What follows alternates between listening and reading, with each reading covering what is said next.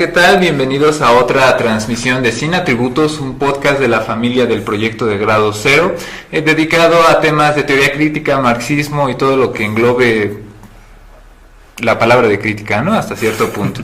En esta ocasión, gracias al apoyo de Siglo XXI, vamos a comentar la obra que se llama El concepto de naturaleza en Marx, pero antes habría que hacer referencia a la canción que escuchamos, es de The Police, Don't Stand So Close to Me, y que vamos a aprovechar para reflexionar en estos 40-50 minutos para comentar el libro, que Siglo XXI España, hay que comentarlo porque esta edición que ustedes están viendo aquí, con Marx y la cara rojita, con los cuadros rojos, se publicó en España. En Siglo XXI México, la versión que tenemos es justamente esa, que es reedición de una más viejita que era esta, ¿no? Hay ciertas ventajas en la edición, pero bueno, el libro es de Alfred Schmidt, y para comentar esta ocasión nos encontramos con un especialista en estos temas, que es Armando González. Armando, ¿cómo estás? Bien, bueno, no tan especialista, pero aventurero siempre, al fin y al cabo, ¿no? Bueno, entonces, para poder entrar al tema del concepto de naturaleza en Marx, valdría bien contextualizar, antes que el libro, pues quién fue Alfred Schmidt, ¿no? Y decir que no tenemos muchos datos biográficos de él, realmente son escasos. En México contamos con una que otra referencia, más bien en habla hispana, solo contamos con unas pocas referencias sobre lo que fue su vida y datos biográficos de él. Las mayores que nosotros encontramos, no sé si en el libro de Escuela de Frankfurt, de Fondo de Cultura Económica, me parece. Sí, viene una... No sé si venga ahí, yo no alcancé a leerlo, pero bueno, lo que sabemos de Alfred Schmidt es que nació el 19 de mayo de 1931. Fue un hijo de un mecánico. Estudió literatura clásica e inglesa en la Universidad de Goethe de Frankfurt del Meno, y obtuvo una cátedra en filosofía justamente en la misma universidad. Y el libro que vamos a comentar fue su tesis de doctorado, que se escribió dentro del 57 al 60 bajo la tutela de Adorno y con ciertos comentarios, apoyos de Horkheimer, ¿no? De hecho, se va a ver manifiesto cuando uno lea el libro completo. Se va a dar cuenta que una de las notas o de los autores que más se repiten después de Marx es justamente Adorno y Horkheimer, ¿no? Pero bueno, con estos pequeños datos biográficos, no sé si nos quieras decir algo, Armando. Bueno, algo muy interesante también es que casi acaba de morir, tendrá aproximadamente un año. Su última clase la dio el 12 de julio de 2012, menos de un año a la fecha de grabación de este podcast. Bueno, no, más bien un poquito más. Uh-huh. Pero bueno, hasta hace muy poco tiempo estuvo aquí con nosotros. En 1999 se reedita una versión francesa del concepto de naturaleza en Marx, y aparece con un prólogo que se llama Por un materialismo ecológico, que de hecho se publica en la revista Dialéctica. Ya había dicho Armando el año, ustedes la encuentran en el número 28, invierno del 95 al 96.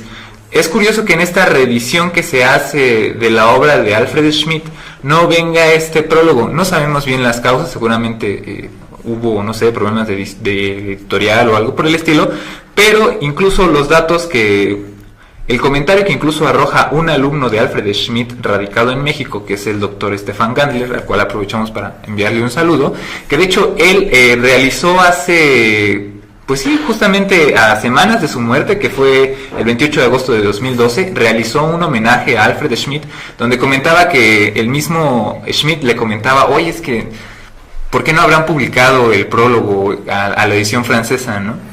Él decía ese comentario. Bueno, y cabe la pena mencionar esto, porque ese texto, titulado Por un materialismo ecológico, se convirtió en una especie de texto de referencia en torno al debate, tan actual ya de la crisis ambiental, ¿no?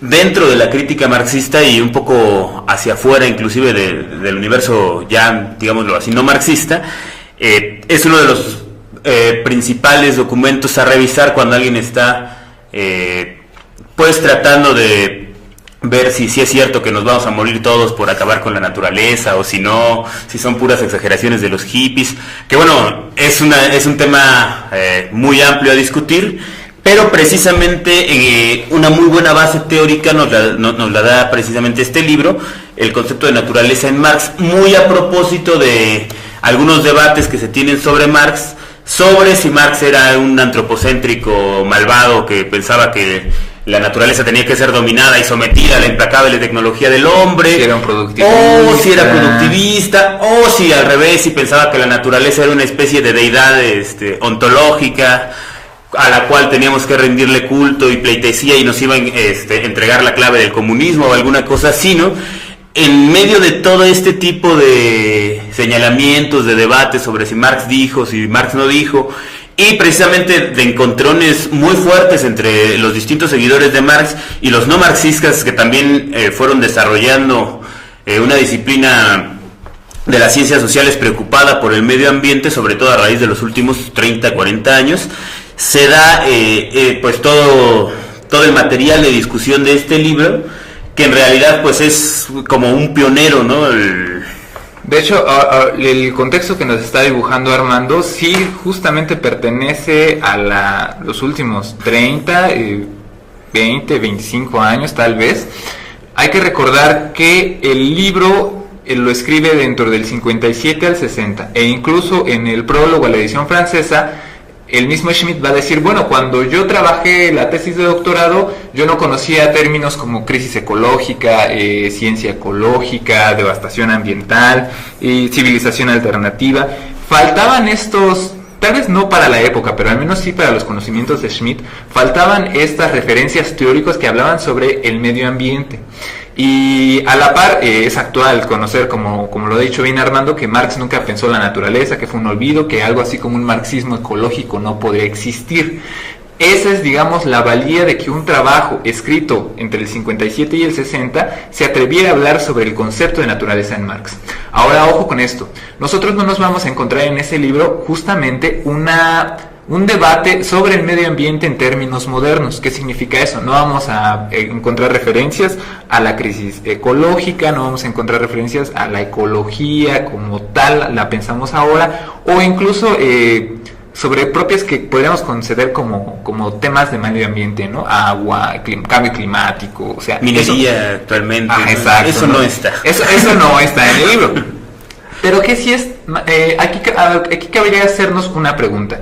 Si eso no estaba debatiendo Schmitt, ¿qué estaba debatiendo Schmitt entonces en este libro? Nosotros vamos a encontrar varias directrices que nos van a servir para poder acercarnos a la obra y tener una cierta intención de lo que realmente quería hacer Alfred Schmitt. ¿Contra qué estaba peleando? Uno, sí, contra una posición que hablaba sobre una dialéctica de la naturaleza, un diamat staliniano. No en el sentido de Engels, no en el sentido ese es de otro Engels. sentido, hay que, aunque quizá también comete ciertos errores, no es muy discutible el texto de Engels, pero digamos también hay una salvedad que ya actualmente en la discusión empieza a ser como revalorado el texto de Engels, independientemente de que sea defendible o no en ciertos puntos, ¿no? Como el propio Schmitt lo va a ir poniendo. Esa es una línea de debate. La otra es justamente cuál es la especificidad o la característica del materialismo en Marx y en Engels justamente. Una tercera va a ser algo muy curioso y que de hecho va a finalizar con ese apartado Schmitt y que nosotros vamos a retomar, que es justamente una discusión con Bloch, a la par de la concepción de utopía que tiene Bloch y cómo se para sobre un concepto de naturaleza en particular. Hay muchas otras líneas, pero por el tiempo y por material pedagógico, nosotros nos vamos a tratar de enfocar en estas tres líneas de debate, ¿no? Sí, bueno, quizá la primera salvedad, ahorita que mencionaba George, lo de algo así como una dialéctica de la naturaleza, hay que entender que, bueno, el primer apartado de Schmitt se refiere a eso, el contexto del famosísimo debate entre el materialismo y el idealismo, ¿no? Por un lado Hegel, pues con la metafísica, con la ontología del ser, ¿no? Y por el otro lado con Feuerbach, materialista, ¿no? Empirista además, apelando todo a los sentidos, pero finalmente precisamente describiendo una especie de principio ontológico natural, el cual los seres humanos tendríamos que seguir, por lo cual una crítica que hacía Marx era que era como un idealismo invertido, ¿no? Finalmente terminaba cayendo, ¿no? Quizá los materialistas más incisivos podrían hacer mucho más precisiones, pero es en este contexto donde Schmitt encuentra una primera aproximación al concepto de naturaleza tal como lo concebía Marx, porque tiene mucha importancia, ¿no? ¿O piensas que hay alguna especie de suprasujeto que definió ciertos principios y reglas únicos para la sociedad, que en última instancia son los que te van a regir? Llámese Dios, llámese Pachamama, llámese... se puede llamar de muchísimas formas, podría llamarse camarada fulanito, etcétera, ¿no? Pero digamos, una de las primeras bases sobre las cuales cae sobre todo esa relación, digamos, dialéctica que se coincide entre lo que es un sujeto y un objeto, en este caso la naturaleza, como parte de una dialéctica, entender que si hay una dialéctica o no de la naturaleza, pues tiene toda esta importancia, primero porque nos está posibilitando o descartando predecir o referirse al comportamiento de los hombres y de los entes naturales a partir de la metafísica y de Dios o no. Entonces ya de entrada es una toma de posición bastante interesante, ¿no? Claro, de hecho así se titula el primer apartado del primer capítulo. El título del capítulo es Karl Marx y el materialismo filosófico. El apartado A, que es el que nos estamos adentrando, se titula El carácter no ontológico del materialismo marxista. Y esto es bien importante porque Schmitt lo que hace no es tirar por es decir, mucho se dice luego tirar al niño con el agua sucia, ¿no? Más bien al revés, tirar al agua sucia con el niño dentro.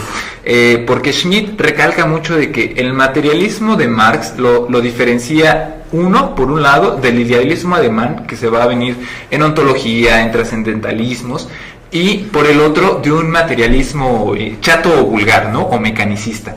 ¿Por qué es esto? Porque no elimina a la ontología dándole o prioridad o desechándola, y dos, tampoco asume una posición materialista por todo y sobre todo.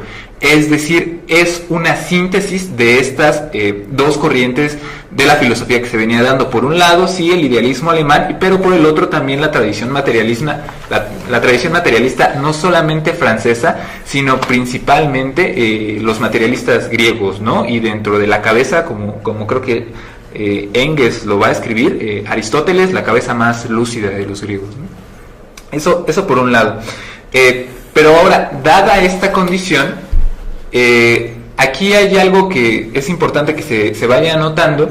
Schmitt se cuida mucho de sintetizar o igualar la condición de un sujeto vivo corpóreo, es decir, el ser humano, a la condición del objeto natural. ¿Por qué esto? Porque se cuida mucho de hacer del sujeto o del materialismo no solamente diferenciarlo de una ontología, pero también diferenciarlo de una metafísica. Si el sujeto se hace idéntico, es decir, si el sujeto es igual al objeto, si el hombre es igual a la naturaleza, sí, eso por un lado es en un primer momento, pero ya no debe ser en un segundo momento. Es decir, cada cuerpo, cada ente, por así decirlo, tiene una especificidad dentro del desarrollo de la historia.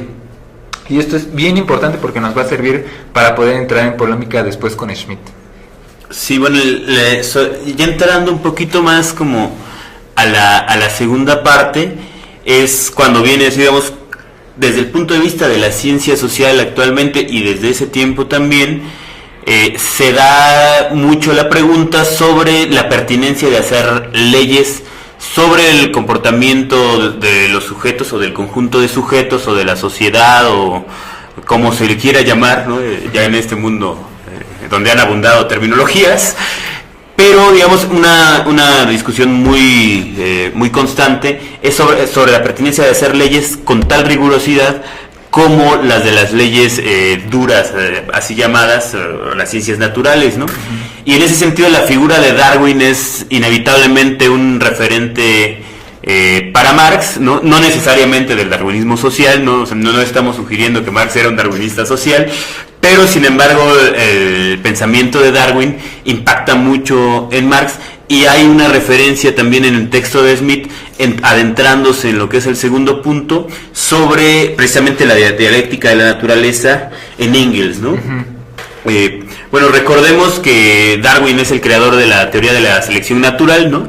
De acuerdo a la cual, bueno, primero la naturaleza no sería un ente así como estático, creado de una sola vez y para siempre, sino que estaría en un constante diálogo consigo misma, y además las especies, en virtud de su entorno y de su sensoriedad, van modificándose para adaptarse al mismo, ¿no? A su entorno. Ahora, en medio de esto, una aseveración que hace Marx es que dice, ese mecanismo también ocurre para los sujetos sociales, ¿no? Y entonces ocurre en su tecnología, ocurre en sus formas de vestir, en su cultura, en sus formas de pensar, se van adaptando. Ojo, esto no quiere decir que solamente los seres más humanos más aptos sean los que sobrevivan o sean exitosos, ¿no? Sino que el conjunto de sujetos sociales van modificándose de acuerdo a sus condiciones de vida, ¿no? Sí, de hecho, el segundo apartado, que justamente trata sobre ciertas anotaciones de la dialéctica de la naturaleza, particularmente en Engels, que se titula Críticas, lo que hace Schmitt con la relación con Darwin, y para hablar más en general, lo que hace Schmitt de Marx con la relación sobre las leyes de la naturaleza es en un primer momento diferenciarlas, es decir, las leyes sociales no están regidas por leyes naturales. ¿Qué significaría esto? Es decir, ¿qué significaría que las leyes naturales gobernaran la dinámica social? Schmitt toma postura, y él lo va a marcar, sí con Sartre, con Lukács, en el argumento de que si las leyes naturales se implantaran, o de las leyes naturales se explicaran las leyes sociales, esto significaría un determinismo en las leyes sociales. ¿Qué significa esto? Pues así como hay una teoría y un proceso biológico que se puede determinar, en la sociedad pasaría lo mismo. Incluso Sartre, en la Crítica de la razón dialéctica, él va a escribir que si las leyes naturales se aplicaran a las leyes sociales, el sujeto se extinguiría, y con esto también la historia. Esto es bien importante porque lo que dice Schmitt es lo siguiente: el trabajo que intenta hacer Engels en la dialéctica de la naturaleza justamente termina con una dialéctica propia como la había pensado Marx, es decir, le arrebata la dialéctica a los sujetos y la dialéctica se convierte en una posición natural. Entonces, la relación entre sujetos es una imposición de la naturaleza, y si es una imposición de la naturaleza, por tanto, el sujeto no puede hacer nada. Sí, bueno, más concretamente, Schmitt dice que Engels recae en una metafísica dogmática, ¿no? Que en términos marxistas es prácticamente el peor insulto que te pueden decir. Para decirlo rápido, en cristiano, si los seres humanos están sometidos a la naturaleza, eso significa que no pueden cambiar sus relaciones sociales. Esto vendría a dar al traste con la posibilidad no solamente de hacer la revolución, porque entonces la conciencia no existe, y entonces la conciencia de clases, y los sujetos están no dependientes de sus propias condiciones y relaciones, sino están dependientes en todo momento y en todo sentido de las condiciones naturales en las que se encuentren. Si es eso, el sujeto pareciera quedar eliminado. Claro, ahora hay que decir que algunos autores contemporáneos han intentado rescatar el texto Dialéctica de la naturaleza de Engels, y concretamente, por ejemplo, Luis Arizmendi dice que Schmitt se equivoca en su juicio apreciativo respecto a Engels, que sí hay un cierto distanciamiento del pensamiento de Marx, pero no de esa profundidad ni con esas consecuencias, ¿no? Es algo polémico, pero bueno, Schmitt lo que dice es esto, en virtud precisamente de que a la hora de hacer la conexión entre leyes sociales y leyes naturales, ¿no? O sea, la importancia de Darwin, como ya recalcamos un poquito, es que Darwin de entrada dice que, bueno, ojo, ¿no? La naturaleza se modifica, no está dada, ¿no?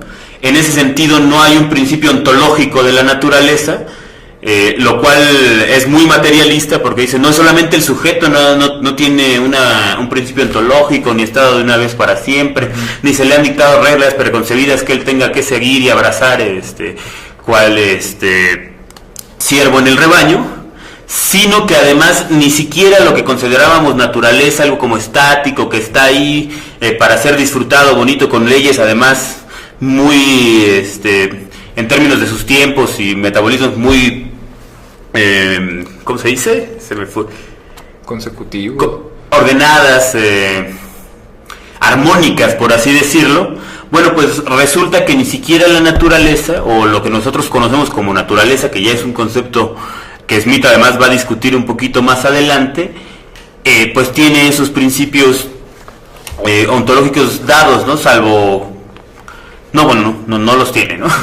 De hecho, con lo que viene comentando Armando, y con lo que hemos tratado de polemizar aquí, la insistencia que va a trabajar Schmitt mucho en el texto es que algunas categorías filosóficas de Marx no solamente se encuentran en su etapa de juventud, sino que al contrario, recorren lo largo y ancho de la obra. De hecho, es curioso anotarlo, y buen momento para decirlo, de los trabajos que se hacen en la época, Schmitt es de los pocos que realmente se va directamente a las fuentes directas sobre los textos de Marx. Incluso lo que actualmente conocemos como los Grundrisse, él lo trabaja bajo otro nombre, no recuerdo cuál es, pero incluso aún están en manuscritos. Él los empieza a trabajar y a releer para leer directamente a Marx y cuál es ese concepto de naturaleza que tiene. En ese sentido, se va a basar mucho principalmente en las tesis ad Feuerbach y la ideología alemana. ¿Con qué objetivo? Sí, justamente con el de dar cuenta, como lo escribió Marx, de que lo que necesita explicación no es la unidad entre el sujeto y el objeto natural, sino que lo que necesita explicación es cómo ha habido un proceso por el cual ese sujeto digamos que se desgarra, ¿no? Se divorcia de esa condición natural y se plantea como un sujeto autónomo, ¿no? La condición de privatización. Ahora, ¿esto por qué es importante? Porque va a tener, sí, una lectura de la sociedad que puede interrelacionar con el objeto y que se transforma a través de esa interacción. A esto Schmitt es lo que le va a llamar propiamente dialéctica. Por ejemplo, cuando habla sobre los sistemas armónicos, ¿no? Recoge mucho este pasaje de la ideología alemana de Marx, donde él menciona que, bueno, si Feuerbach se asomara a la ventana de su casa y viera un cerezo, diría, un árbol, ¿no? Qué bonito cerezo. Pero no se da cuenta de que ese cerezo ha sido traído por, no recuerdo la región, pero que gracias a la dinámica social y al comercio exterior, ese árbol ha sido plantado justamente ahí y por eso se encuentra fuera de su ventana. ¿Qué significa esto? Que la sociedad con su propia dinámica puede modificar, alterar naturaleza. Y hasta ese punto, ¿no? digamos, alterar las condiciones naturales en las cuales se encuentra, ¿no? Por eso el sujeto es un sujeto genérico, es decir, de capacidades generales. Esa también es una de las importancias que Schmitt recarga en las tesis ad Feuerbach, en la ideología alemana, y que va a decir, ojo, este tipo de categorías de organización social y alteración del objeto natural y en mutuo diálogo se transforman la una en la otra, va a permear a lo largo del libro del concepto de la naturaleza en Marx, ¿no? Sí, quizá digamos en términos un poco más simples, lo primero que nota Schmitt es que Marx no está concibiendo precisamente acá el hombre de este lado derecho, ¿no? Y allá la naturaleza de ese lado izquierdo, como esa cosa virgen, intocable, que está ahí mientras el hombre no está y cuando está ya no está, sino precisamente está concibiendo a lo natural y al hombre dentro de la misma bolsa, o sea, son la misma cosa, en el sentido en que el hombre tendría una naturaleza, o sea, nuestras funciones fisiológicas son naturales, valga la expresión del término. Nuestra composición no es antinatural, ¿no? O sea, estamos hechos de átomos, de agua, etcétera. Y en ese sentido, precisamente lo que hay que ir viendo es cómo se llegó a una concepción, por valga la redundancia, conceptual, en la cual uno es uno como hombre, ¿no? Quizá enseñoreado ya en su posición de hombre, y la naturaleza está puesta como una otra cosa, además por lo general hostil o rejega para darte lo que quieres, ¿no? A la que hay que además por lo general someter o a veces rezarle para que te dé lo que quieras, ¿no? Pero ¿cómo es posible que se llegue a esa interacción, digamos, que se presenta desde el punto de vista del conocimiento humano hasta ese momento actual, y podemos decir que todavía mucha gente lo piensa así, como algo dicotómico, ¿no? Exacto. Y vamos tratando de avanzar paso a pasito. Va a ser el tercer capítulo al cual se va a dedicar, el segundo, tercero. Es El segundo capítulo, perdona a los podescuchas y videoescuchas, el segundo capítulo va a tratar justamente sobre las mediaciones que se llevan entre el sujeto y la naturaleza. Aquí es importante destacar lo que habíamos comentado hace poco. Schmitt trata así de diferenciar tácitamente cuál es la dinámica del sujeto y la dinámica del objeto. Esto es propio de las sociedades capitalistas. Incluso Marx trata de cuidarse en muchas ocasiones, y eso lo remarca Schmitt, de diferenciar entre sociedad y comunidad o tribu o gens de familias, ¿no?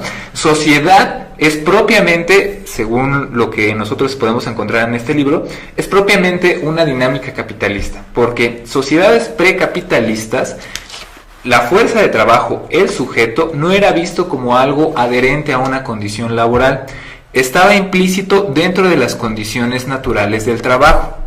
Cuando el sujeto es arrancado de estas condiciones naturales y puesto en confrontación, es decir, enajenado de esa condición natural, él ya puede ver a la tierra, a los recursos naturales, a todo lo demás, ya no como algo inmediatamente igual a sí, sino ahora sí lo puede ver justamente como un objeto de trabajo. Entonces se considera y empieza a desarrollarse lo propiamente histórico. Uno, es lo propiamente histórico por un lado, y dos, las sociedades propiamente humanas. De hecho, Schmitt lo va a calificar como sociedades precapitalistas, sociedades ahistóricas. Y creo que aquí entra en algo polémico. Pero bueno, dejámoslo anotado para terminar los argumentos principales del libro. Entonces, lo que hace Schmitt cuando habla sobre las mediaciones del trabajo con los objetos naturales es justamente dar cuenta que por un lado está una lógica social propia y por el otro las leyes naturales a las cuales los sujetos tienen que entender para poder interactuar con ellas, y por eso se va a dedicar a las formas en las cuales el conocimiento se genera entre los sujetos. Esto es bien interesante porque entonces lo marca el conocimiento como algo meramente práctico, con una condición que tiene que ver con el trabajo, y eso es bien importante recalcarlo, porque el conocimiento no es algo que se cree en el éter de las ideas, ¿no? Observando desde un edificio del CONACYT del tercer piso en ventanas de cristal, sino que es algo que los sujetos se enfrentan en su vida cotidiana, y es, al menos en un primer momento, donde se surge todo tipo de conocimiento, donde la necesidad de la práctica alimenta la necesidad de la teoría. Por eso, según Schmitt, toda teoría del conocimiento, al menos en Marx, siempre va a ser praxis de la teoría, ¿no? Sí, es como algo que Marx va a estar recalcando desde las tesis de sobre Feuerbach, ¿no? Primero que tachando al materialismo como de contemplativo, ¿no? En el sentido en el que piensan que solamente por dejarse fluir a lo que está pasando va a constituirse la humanidad o la sociedad misma, ¿no? Valga el mal abuso del término, una vez que George nos ha dicho que ya es un término de nacimiento capitalista y que lo sabemos gracias a Alfred Schmitt y a este libro. Pero además, digamos, la importancia también, sobre todo ya cuando dice en la tesis 11, ¿no? Marx, la famosísima tesis 11, ¿no? También malinterpretadísima, pero bueno, sobre la cuestión de que los filósofos nada más tratan de interpretar al mundo y lo que se trata es de transformarlo, ¿no? Una de las acepciones que tiene este dicho, y que se aplicaría, por ejemplo, a los científicos actuales, es sobre el principio de la observación y la modificación de la entidad observada por la observación, ¿no? Uh-huh. Es decir, científicamente tú no puedes establecer una verdad absoluta, ¿no? Como la única y la establecida, porque al momento de observar un fenómeno, tu observación lo tiende a modificarlo, y entonces como ya modificaste la cosa observada, pues ya no puedes hacer una ley, digámoslo así, porque no lo puedes tener quieto para ver qué es, ¿no?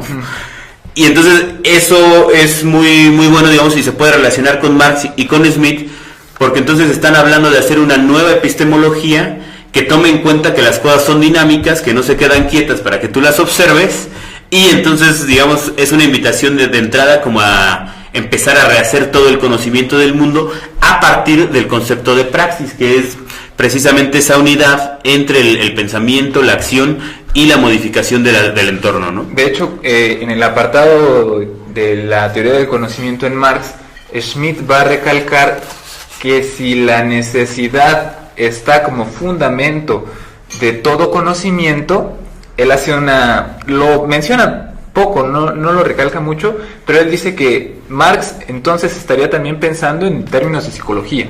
O sea, realmente en teorías de necesidades, Marx no está alejado de teorías como el psicoanálisis, y realmente lo que quiere rescatar este punto Alfred Schmitt, porque él va a hacer posteriormente unas críticas no solamente a Freud, sino también a Bloch, ¿no? Que ahí ya vamos a llegar en un momento más. Pero sí, justamente lo que decía Armando, hay un nuevo punto de apoyo para construir toda una teoría del conocimiento, y es importante lo que va a decir Schmitt. No anoté en la página, pero seguro está en el libro. Dice: la historia del saber fenoménico despliega la riqueza de contenido de las relaciones posibles entre sujeto y objeto. ¿Qué significa esto?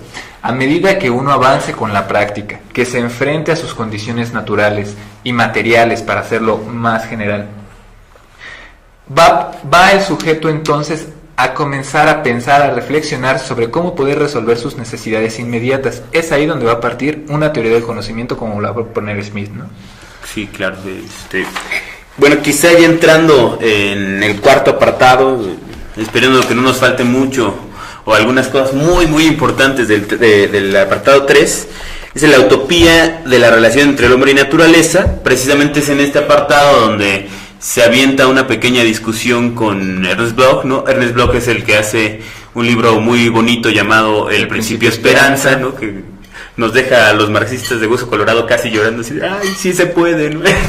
Es algo así como el libro de superación personal para los marxistas. No es cierto, yo creo que me van a colgar por eso, pero ahorita.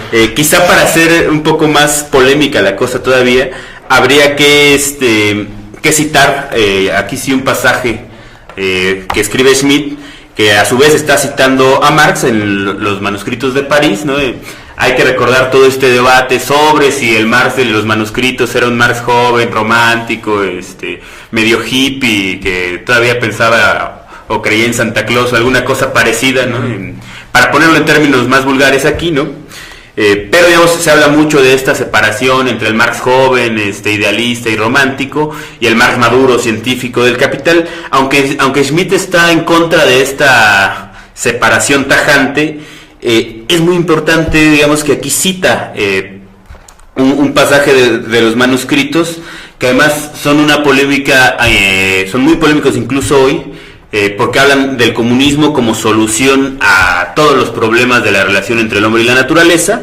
Y bueno, ahí les va la cita, está en la página 150, y dice: el comunismo como supresión positiva de la propiedad privada, como autoalienación humana y por ende como apropiación real de la esencia humana por y para el hombre, en tanto retorno pleno que se produce conscientemente dentro de toda la riqueza del desarrollo hasta nuestros días, del hombre para sí y como hombre social, es decir, como hombre humano.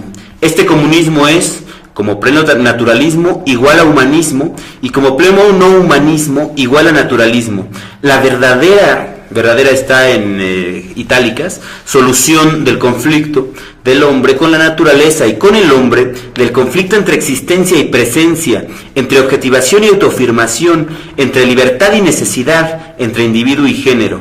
Es el enigma resuelto de la historia y se percibe a sí mismo como tal solución, ¿no? O sea, Marx está diciendo aquí que el meollo de todo el asunto, de todos los males capitalistas o de clase del hombre, está y puede encontrarse y puede resolverse a través de la relación con el hombre y la naturaleza, ¿no? Digamos, de aquí como tal la importancia para ver si las leyes naturales pueden o no ser aplicadas a la sociedad, etcétera, ¿no? De hecho, es algo que se nos pasó del apartado 2, que es necesario puntualizar. Uno de los grandes avances que va a tener Alfred Schmitt, pese a ciertos retrocesos que creo que ahorita vamos a ir comentando, es que coloca la dimensión de la naturaleza en Marx desde lo más profundo del materialismo de Marx. ¿Qué es eso? La relación de trabajo.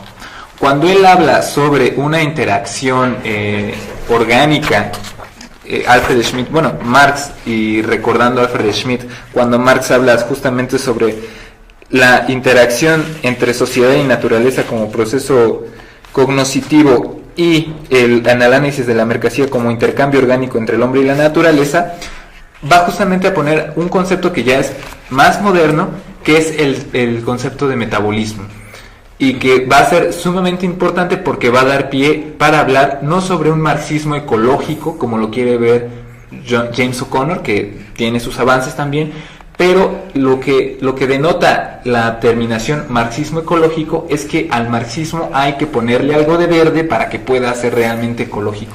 Desde el planteamiento de Schmitt se abre por primera vez la posibilidad de erradicar la dimensión ecológico-natural en Marx, desde la concepción más importante en Marx, que es la materialista de la historia, que radica justamente en el trabajo y la interacción entre el sujeto y el objeto.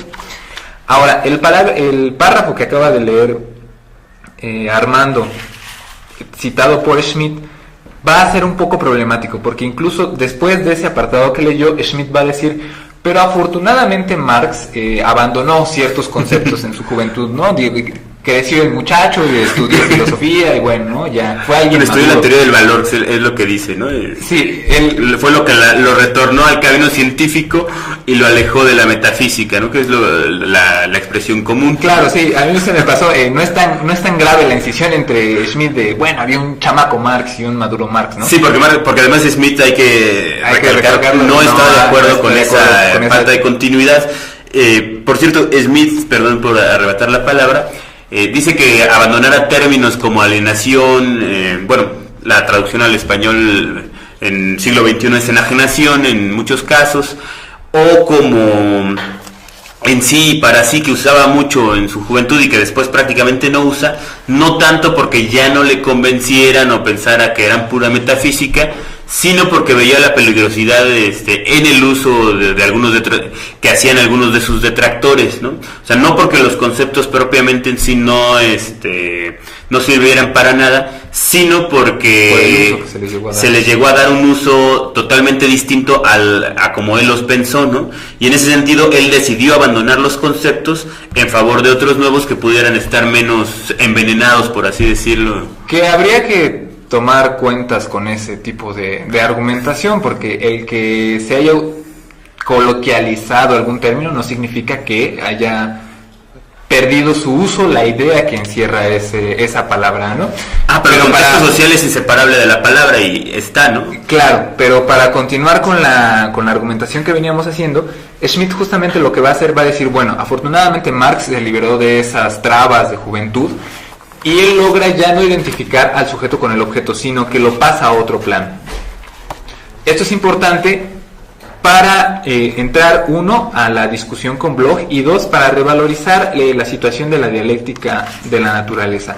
No solamente el profesor Arismendi, que también se ha vuelto uno de los que más ha trabajado esta situación de un marxismo o de la ecología de Marx, pero también está el libro de José Ferraro, titulado Traicionó Engels la dialéctica de Marx, y muchos otros como Tergiversó Engels el materialismo de Marx, y algunos de los trabajos. Realmente Ferraro, el doctor Ferraro, que hace también poco, 2010, 2011 me parece, también falleció lamentablemente, ha sido uno de los más trabajosos a la hora de la lectura de la obra de Engels. Él, que decía al respecto de la dialéctica de la naturaleza, decía, ojo, aquí lo que identifican los críticos de Engels es que la dialéctica de la naturaleza es igual a la dialéctica materialista que presentaba su versión stalinista. Aquí hay que diferenciar entre lo que proponía Engels y lo que sí proponían la URSS. De hecho, hay un librito que se llama Sobre el materialismo histórico y el materialismo dialéctico, en donde se puede ver claramente esta concepción mecanicista de la naturaleza, ¿no? La que le importa criticar particularmente a Schmitt, que él está viviendo en ese momento, a Sartre y a Lukács. Estas no son compatibles, es decir, la de Engels, por un lado, no tiene nada que ver con la que trataron de hacer el stalinismo, y el stalinismo no tiene nada que ver con lo que propuso Engels. De hecho, muchas de estas argumentaciones bueno, incluso lo podemos ver a lo largo del texto de la obra de Schmitt, dice, es curioso que alguien que haya estado junto a Marx durante tantos años, hayan redactado tantos documentos juntos, hayan vivido tantas cosas, no solamente prácticas, sino teóricas en común, de repente, 15 años después de su muerte, como que Engels perdió la brújula, no supo para dónde caminar y trató de hacer algo que realmente fue copia y calca, no directamente de Hegel, sino de algo que ni siquiera Engels logró entender. Esta crítica es un poco severa, porque si bien Engels compartía muchos de los temas con Marx, uno de ellos era justamente la crítica a Hegel, y ambos comprendían directamente a Hegel. Ahora, parecía extraño decir que el libro de Dialéctica de la Naturaleza no tiene nada que ver con un materialismo marxiano, cuando el mismo Marx en distintas cartas recomienda y enfatiza la labor que está realizando Engels, no solamente al escribir el Anti-Düring, sino también al escribir la Dialéctica de la Naturaleza. ¿Qué sí podemos nosotros encontrar en la dialéctica como se presenta en su versión staliniana? Algo a lo que Engels y el mismo Marx combatían momento a momento, que es una concepción materialista de la dialéctica. Es por eso que Schmitt, Coletti, que es justamente uno de los que va a prologar la edición italiana, así como muchos otros que trataron de criticar el estalinismo soviético, van a decir, bueno, es que la concepción de Engels, que tiene Engels sobre la dialéctica, es justamente mecánica. Si pasa A, necesariamente tiene que existir B, porque tenemos que llegar a C. La dialéctica en Engels y en Marx no se presenta así, no es así. Cuando Engels se está peleando por tratar de demostrar que hay una dialéctica en la naturaleza, no es como lo pone Schmitt, que hay un sujeto que domina y coordina las direcciones que toma la naturaleza. O sea, porque incluso esa es, como lo habíamos comentado, una de las críticas que se le hace. Las leyes naturales subordinan al sujeto y el sujeto queda imposibilitado para cambiar su destino. Engels no está pensando en eso, y tampoco Marx. Que ellos podrían estar pensando, nada más para anotarlo brevemente, que sí, Hegel, es evidente, extrajo las leyes de la dialéctica, pero no se las imaginó de ningún lado.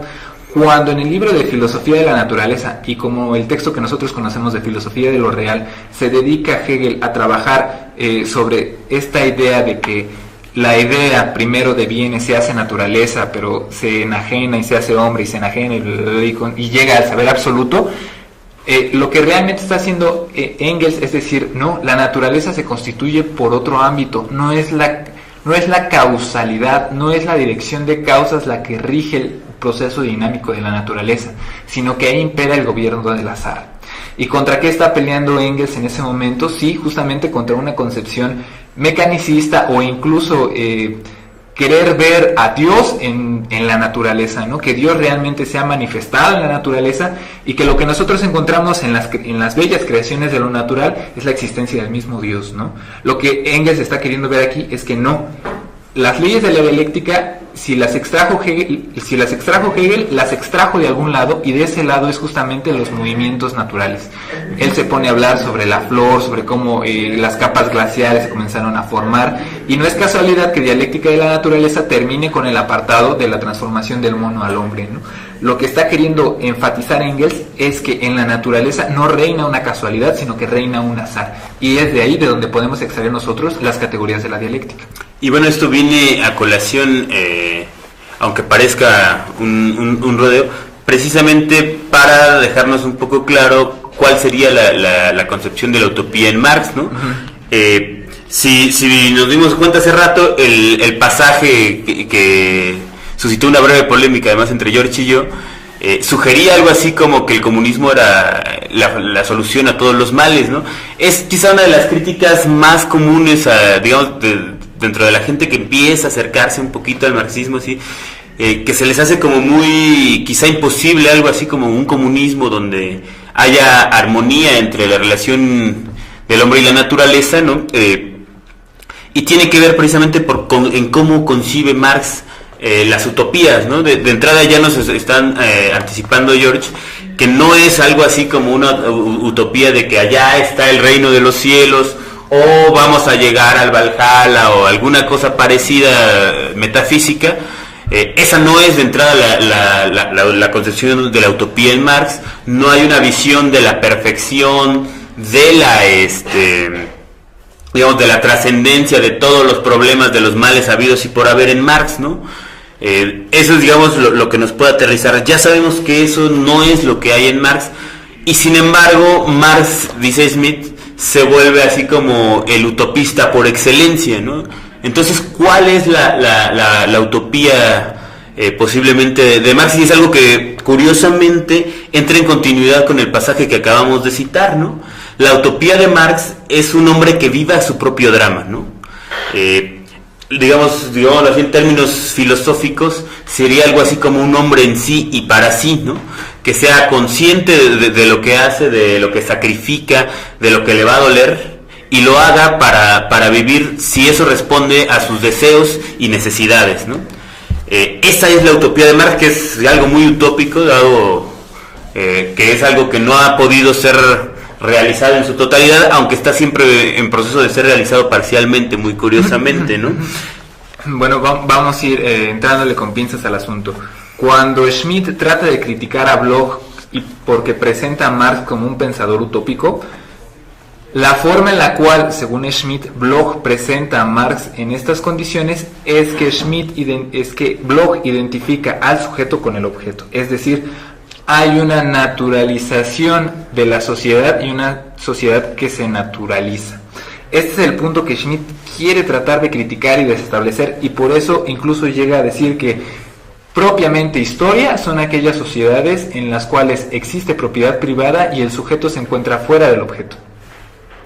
Esto incluso va a ser retocado por Schmitt años después, no solamente en el prólogo de la edición italiana, sino también a la francesa. Va a decir, bueno, ahí tal vez me aventaré un poquito, pero lo dejo ahí porque es un proceso que todavía hay que refinar, el decir que el sujeto no es igual a la naturaleza. Y eso es claro y eso es evidente para cualquiera. Sí, somos naturaleza, pero en otra dimensión.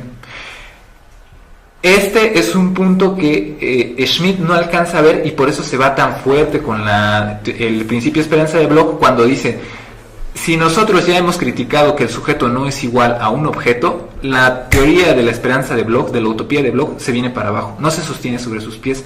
Y de hecho, en el apartado cuarto, que es la utopía y la relación del hombre, a Bloch lo recorre a lo largo de todo el libro, pero directamente le dedica las últimas páginas.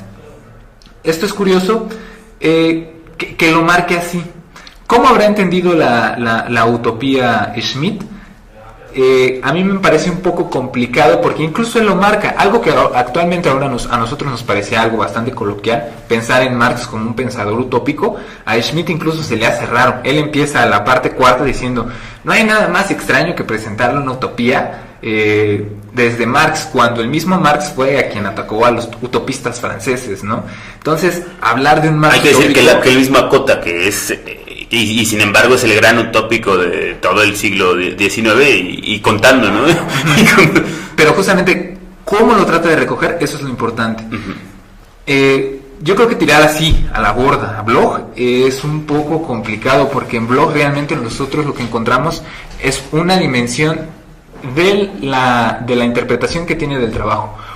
Cuando Schmitt está atacando la teoría de Bloch es justamente porque en el tomo 1 del Principio de Esperanza están unos comentarios a las tesis ad Feuerbach que son radicalmente distintas a las que presenta Schmitt.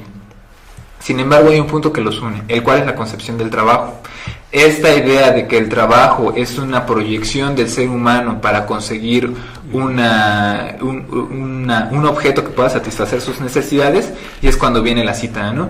Ni la mejor abeja podría imaginarse el panal antes construido, ¿no? Lo que sí puede hacer un ser humano. Cuando nosotros interactuamos con un objeto natural, no estamos viendo lo que vamos a obtener, es decir, si vemos un árbol, no nos podemos imaginar que de ese árbol puede haber una guitarra o una silla o mesas o qué sé yo, ¿no? Las potencialidades que el sujeto puede despertar a través del objeto, es decir, algo que pareciera inerte, es ahí por donde se va colando la dimensión de la utopía, ¿no?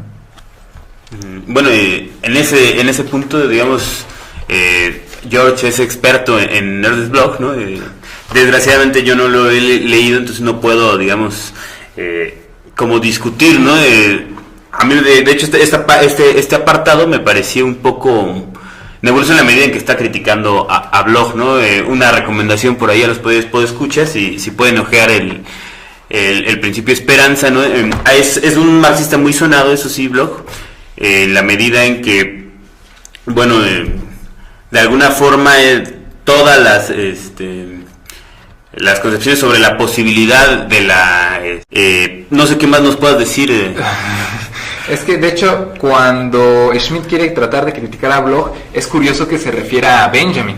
De hecho las tesis que él va a referir para contrapuntear los puntos nodales de Bloch es las tesis de la historia de Benjamin. Y es curioso porque muchos se habla de esta mirada que pueden llegar a tener los autores, ¿no? Mientras Benjamin mira hacia el pasado, Bloch mira hacia el futuro. Y lo que realmente quiere criticar, de las cosas que quiere criticar Schmitt a Bloch es que mirar al futuro es mirar hacia ningún sitio. En un futuro no podemos encontrar ni historia ni condiciones naturales. Lo que tenemos que recuperar es la carga del pasado que viene para reclamarnos esa esencia del presente. Es en ese sentido donde recupera no solamente a Benjamin, no solamente ese punto de Benjamin, sino también otro que es muy discutido, y con esto iremos cerrando ya, porque ya llevamos como una hora aturdiéndolos, los puntos de Alfred Schmitt. Porque recupera de Benjamin la noción de que, y lo recupera también de Marx, de que el trabajo es condición necesaria y vital en todas las sociedades. Si el trabajo es condición necesaria y vital en todas las sociedades, debe de llegar a un momento en el cual la superación del sujeto y del objeto, este pleito que nos contaba Armando de, el comunismo se presenta como la solución de todos los problemas, eso no creo que Marx ni lo hubiera dicho. Lo que sí recupera es la superación de esta división entre el sujeto y el objeto. No los vuelve a poner en armonía, como bien señala Bloch, pero como bien señala Schmitt, pero sí los vuelve a unir de manera que la necesidad que prive no sea la del capital, este ente abstracto, esta fuerza social que domina sobre los sujetos, sino que al contrario, la fuerza que dinamice las relaciones sociales estén basadas en la necesidad del sujeto corpóreo, pero también en la necesidad del objeto natural. Esta sería el fundamento de una sociedad comunista, y es por eso tan importante la relación que Marx puede llegar a tener con la naturaleza, y por lo cual quiere criticar a Bloch, porque el principio esperanza vuelve a identificar al sujeto y al objeto en un mismo plano. Sin embargo, creo que aquí a Schmitt, en esta insistencia de llegar a criticar a Bloch en ese punto, pierde de piso algunas cosas que son importantes en Bloch, ¿no? Este pasaje tan famoso que es: espera un momento, eres tan bella, y eso recupera la existencia de la utopía realmente existente. Es recuperar el momento del instante, es hacer bello el momento del instante en el cual el sujeto puede proyectarse a sí mismo como una esencia no necesariamente estática, sino potencial. Al contrario, los sujetos, a través de las relaciones no solamente entre ellos mismos, sino también con los objetos naturales, pueden llegar a ser algo diferentes, y eso constituye un proyecto. Por eso Bloch va a hacer la diferencia entre utopías concretas y utopías abstractas. Utopías concretas es como lo estaba pensando realmente Marx. Es decir, sí, son castillos en el aire, pero que podemos habitar porque tenemos condiciones materiales para poder realizar esos castillos. Creo que la idea de Schmitt al tratar de arrastrar así a Bloch es un poco... hay que tomarla con cuidado. Sí, bueno, son dos grandes pensadores, ¿no? En esa cuestión del pasado hay que también, pues la discusión se ha vuelto enorme, ¿no? Si se debe mirar hacia el futuro, si no, porque pues literalmente el futuro no existe, ¿no? Entonces, ¿cuál es la relación del pasado, el futuro y el presente? Tienen mucho que ver precisamente con lo que es la concepción de lo posible, ¿no? ¿Qué tanto es posible algo, ¿no? O sea, sabemos que muchas cosas son posibles, pero que a lo mejor son muy poco probables, ¿no? Y en eso, entre todos esos puntos de la escala, pues hay una infinidad de cosas que nos podrían parecer imposibles, siendo totalmente cotidianas, ¿no? Hasta hace muy poco, por ejemplo, se consideraba imposible, no sé, volar, etcétera. Pero sin embargo hay como cierta, la capacidad de imaginación del hombre sí tiene esa cualidad de poder proyectar en la realidad lo que se está imaginando, ¿no? Y en ese sentido tiene cabida un poco hablar del futuro, en la medida en que estás proyectando algo que solamente pudiste haber conocido antes, por lo tanto estás proyectando pasado, pero digamos en una forma de ordenamiento tal que no ha sido, ¿no? Entonces estás proyectando algo que será, y es algo así, pero digamos establecer un parámetro en donde te estás haciendo una especie de onanismo mental del tipo a qué le tiras cuando sueñas mexicano, o en dónde estás proyectando algo con posibilidades de existencia, por lo que además vale la pena luchar, es precisamente el centro de esta discusión, y por lo que es tan importante, y precisamente el centro de la discusión ha sido en los últimos años la relación del hombre y la naturaleza, ¿no? Ahorita con lo que estaba comentando Armando, y ya ahora sí para concluir, cuando Schmitt habla que propiamente historia existe en sociedades que tengan el sujeto desgarrado del objeto natural, creo yo que le lleva a este tipo de complicaciones. Él mismo lo va a señalar, él va a decir que bueno, ahí tuve ciertos errores y los estoy tratando de corregir, y no solamente lo va a remarcar él, sino también Lucio Coletti. Tener la idea de que propiamente historia ocurre a partir de que las sociedades se escinden de sus condiciones materiales constituye un error, porque no permite ver que realmente la historia ha habido desde la aparición del hombre, y no solamente historia social, sino también historia natural, es decir, historia que ha formado las condiciones naturales que ahora tenemos y por las cuales podemos existir.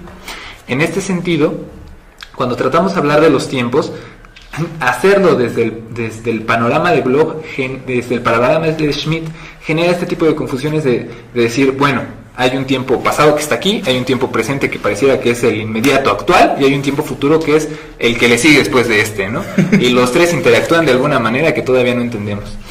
Cuando la historia, el tiempo, se entiende como aquella relación que toca el trabajo, que es justamente la idea de Benjamin, de decir el Mesías puede pasar en todos los momentos, a cada segundo la revolución se puede hacer efectiva, porque nosotros tenemos que, uno, no olvidar nada que haya ocurrido en el pasado, y dos, revivirlo en el presente, estas tensiones dialécticas que solo se viven mientras el sujeto es consciente de su realidad. Es decir, nosotros experimentamos en cada momento que pasamos, que vivimos, que sentimos, nociones que han sido pasadas, pero que están abriendo constantemente puertas hacia el futuro. Entonces, la relación que nosotros podemos encontrar, si nos quitamos este pequeño error de Alfred Schmitt, son bastante interesantes, ¿no? Y bueno, pues se nos ha ido medio acabando el tiempo, no hemos querido hablar de todo lo que hemos querido hablar, como la dimensión de la naturaleza en Marx, la complicación del marxismo ecológico, etcétera, etcétera, etcétera, pero al menos son temas que se despliegan justamente de leer la obra del concepto de Alfred Schmitt, del concepto de naturaleza en Marx de Alfred Schmitt. Sí, bueno, no nada más, actualmente, digamos, con la inminente catástrofe ambiental, bueno, se vuelve súper interesante estar realizando que hace 60, 70 años, 100 años, 200 años, había gente previendo esto, ¿no? Había gente además discutiéndolo intensamente con bases científicas, ¿no? Con epistemologías muy robustas, y entonces nos puede dar como una pauta de acciones a seguir, ¿no? Para los que queremos, pues, tanto combatir el colapso ambiental, cómo, digamos, llevar una relación sana con nuestros cuerpos, con nuestros entornos verdes, todavía los poquitos que tenemos, ¿no? Además en algo que se presenta ya como una lucha también por la supervivencia en el caso de comunidades, pueblos, etcétera, que ya están viviendo ahora sí lo que es esa separación o esa escisión de los medios de producción, pero a un nuevo nivel. Por ejemplo, el oxígeno nunca había sido considerado como un medio de producción hasta ahora que empieza a faltar, ¿no? Y entonces sí nos llega, digamos, pues como la importancia a partir de la época actual de este libro que fue uno de los pioneros de hablar de cosas como la naturaleza, y máxime cuando, digamos, la corriente dominante del marxismo pues entendió la cuestión del progreso como un montón de tractores y un montón de máquinas. Que de hecho hay, ya para cerrar, hay ciertas nociones en Schmitt que permiten esa lectura progresista de Marx. No lo cierra totalmente. Es polémico la situación que presenta Alfred Schmitt en su libro del concepto de naturaleza en Marx. No es, desde el título es problemático. En Marx no hay el concepto de naturaleza. No es, Marx nunca escribió naturaleza, ¿no? Uh-huh. Pero es importante y demuestra la vigencia porque es un trabajo realmente pionero. El mismo Adorno lo marca, no hay trabajos de estos en este momento. y sirve, ha sido sumamente influyente para la construcción de lo que podríamos llamar la ecología de Marx, ¿no? Pero pues ya para no cansarlos más a ustedes, y si Armando no tiene nada más que decir, no, pues la invitación justamente a leer el libro de Schmitt, que además está en una bonita presentación tanto en México como en España. Pues los invitamos y espero esto les haya gustado, les haya servido y les sea de su agrado. Cualquier duda, pues ya saben que no es con nosotros, sino con su profesor de confianza. O más concretamente con el libro. Con el libro. Porque... Pero bueno, pues muchas gracias por escucharnos y nos vemos la próxima ocasión. Les prometemos un episodio sobre ecología y marxismo. Hasta luego.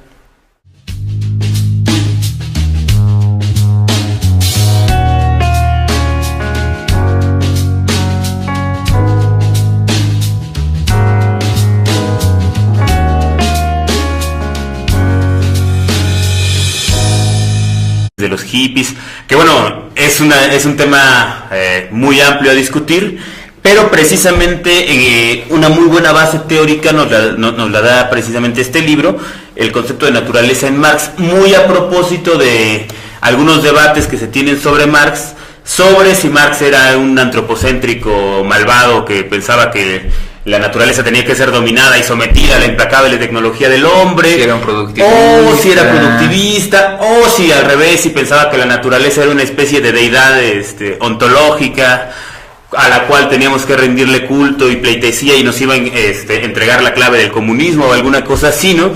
En medio de todo este tipo de señalamientos, de debates sobre si Marx dijo, si Marx no dijo, y precisamente de encontrones muy fuertes entre los distintos seguidores de Marx y los no marxistas que también fueron desarrollando una disciplina de las ciencias sociales preocupada por el medio ambiente, sobre todo a raíz de los últimos 30, 40 años, se da pues todo el material de discusión de este libro, que en realidad pues es como un pionero, ¿no? De hecho, el contexto que nos está dibujando Armando sí justamente pertenece a los últimos 30, 20, 25 años tal vez. Hay que recordar que el libro lo escribe dentro del 57 al 60 e incluso en el prólogo a la edición francesa el mismo Schmitt va a decir, bueno, cuando yo trabajé la tesis de doctorado, yo no conocía términos como crisis ecológica, ciencia ecológica, devastación ambiental y civilización alternativa. Faltaban estos, tal vez no para la época, pero al menos sí para los conocimientos de Schmitt, faltaban estas referencias teóricas que hablaban sobre el medio ambiente. Y a la par es actual conocer, como lo ha dicho bien Armando, que Marx nunca pensó la naturaleza, que fue un olvido, que algo así como un marxismo ecológico no podría existir. Esa es, digamos, la valía de que un trabajo escrito entre el 57 y el 60 se atreviera a hablar sobre el concepto de naturaleza en Marx. Ahora, ojo con esto, nosotros no nos vamos a encontrar en ese libro justamente un debate sobre el medio ambiente en términos modernos. ¿Qué significa eso? No vamos a encontrar referencias a la crisis ecológica, no vamos a encontrar referencias a la ecología como tal, la pensamos ahora, o incluso sobre propias que podríamos considerar como temas de medio ambiente, ¿no? Agua, cambio climático, o sea... minería actualmente. Exacto. Eso no está. Eso no está en el libro. Pero que sí es... aquí cabría hacernos una pregunta. Si eso no estaba debatiendo Schmitt, ¿qué estaba debatiendo Schmitt entonces en este libro?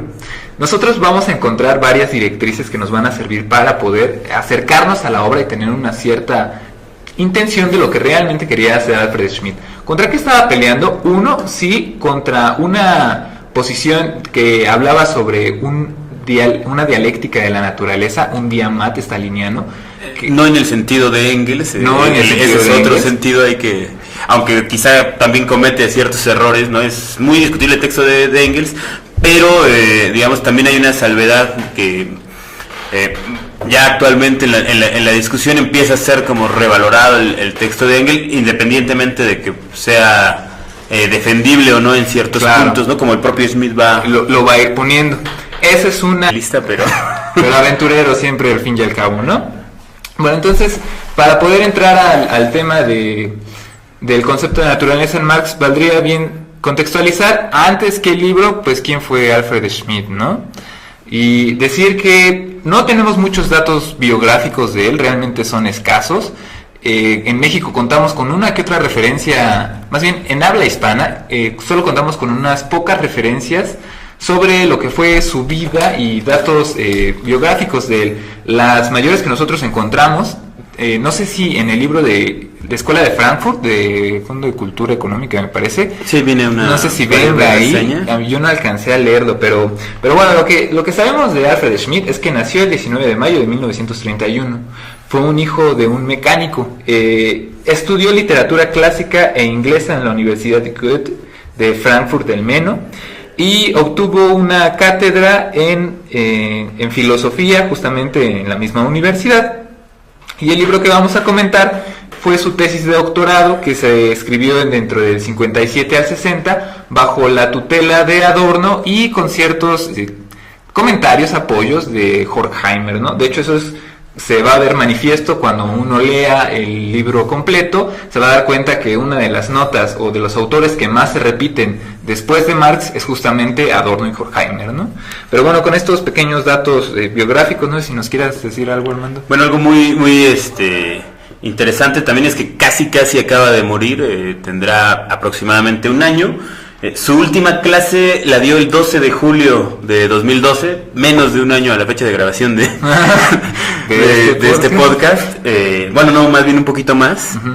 Pero bueno, hasta hace muy poco tiempo estuvo aquí con nosotros. En 1999 se reedita una versión francesa del concepto de naturaleza en Marx y aparece con un prólogo que se llama Por un materialismo ecológico, que de hecho se publica en la revista Dialéctica. Ya había dicho Armando el año, ustedes la encuentran en el número 28, invierno del 95 al 96.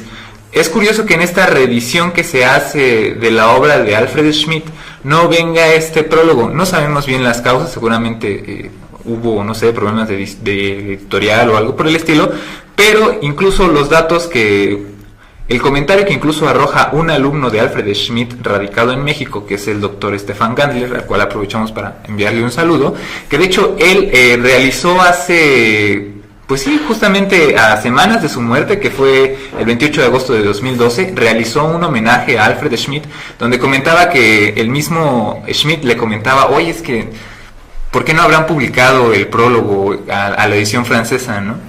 Él decía ese comentario. Bueno, y cabe la pena mencionar esto, porque ese texto, titulado Por un materialismo ecológico, se convirtió en una especie de texto de referencia en torno al debate, tan actual ya de la crisis ambiental, ¿no? Dentro de la crítica marxista y un poco hacia afuera, inclusive del universo ya, digámoslo así, no marxista, es uno de los principales documentos a revisar cuando alguien está tratando de ver si es cierto que nos vamos a morir todos por acabar con la naturaleza o si no, si son puras exageraciones.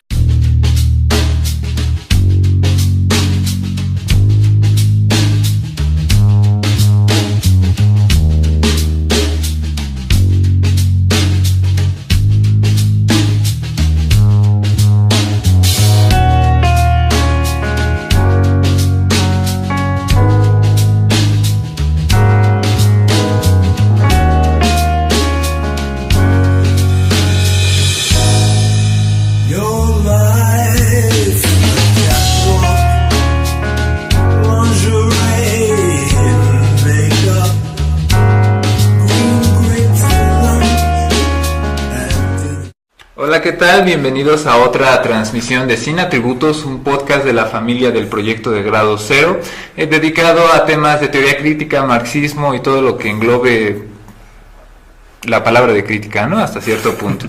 En esta ocasión, gracias al apoyo de Siglo XXI, vamos a comentar la obra que se llama El concepto de naturaleza en Marx, pero antes habría que hacer referencia a la canción que escuchamos, es de The Police, Don't Stand So Close to Me, y que vamos a aprovechar para reflexionar en estos 40-50 minutos para comentar el libro, que Siglo XXI España, hay que comentarlo porque esta edición que ustedes están viendo aquí, con Marx y la cara rojita, con los cuadros rojos, se publicó en España. En Siglo XXI México, la versión que tenemos es justamente esa, que es reedición de una más viejita que era esta, ¿no? Hay ciertas ventajas en la edición.